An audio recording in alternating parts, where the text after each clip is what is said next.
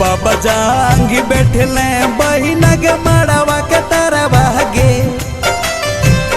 बाबा जांगी बैठले बहिना के मड़वा के तरवा गे। गे बहिना के मड़वा के तरवा गे।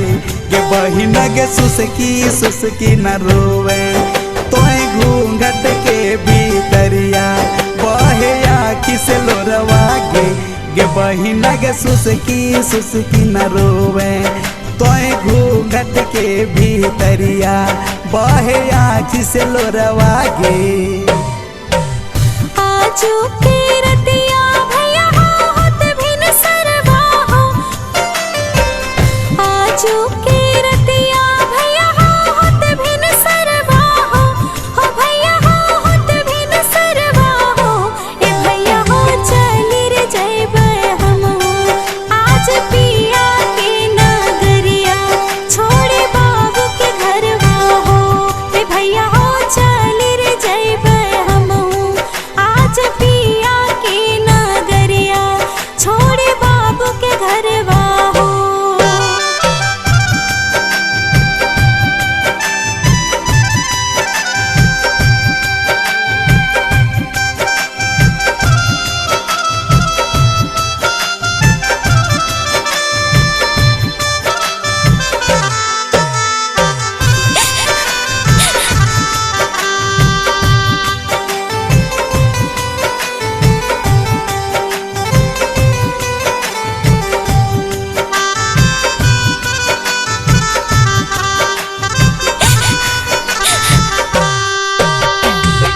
याजू के दिनवा बेटी के मड़वा के तरवा गे।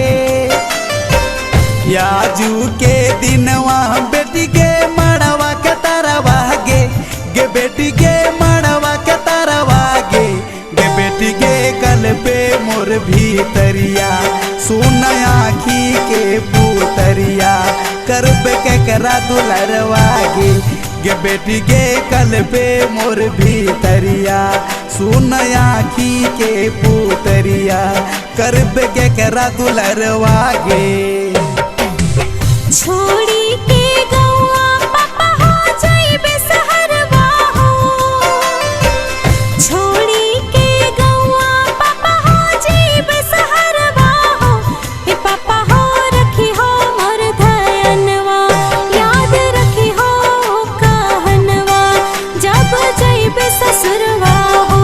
ए पापा हो रखी हो मोर धयनवा याद रखी हो कहनवा जब जइबे ससुरवा हो।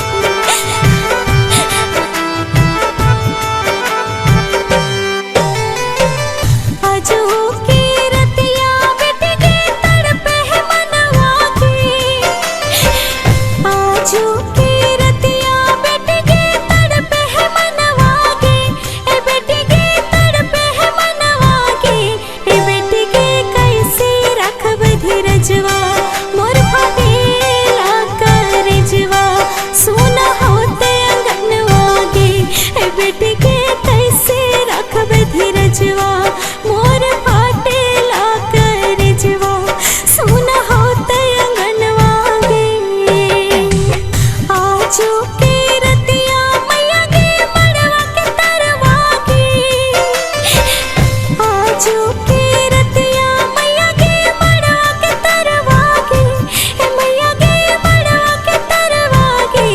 ए मैया गे जाहो गोदी फसले वाह गोदी होते सुना जब पड़त सिंदूरवा गे।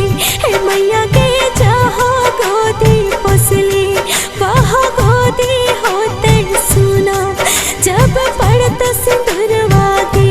गे बहिना के सुसकी सुसकी न रोवे तोय घूंघट के भीतरिया बहे आँखी से लोरवा गे। भैया हो चली रे जइबे हम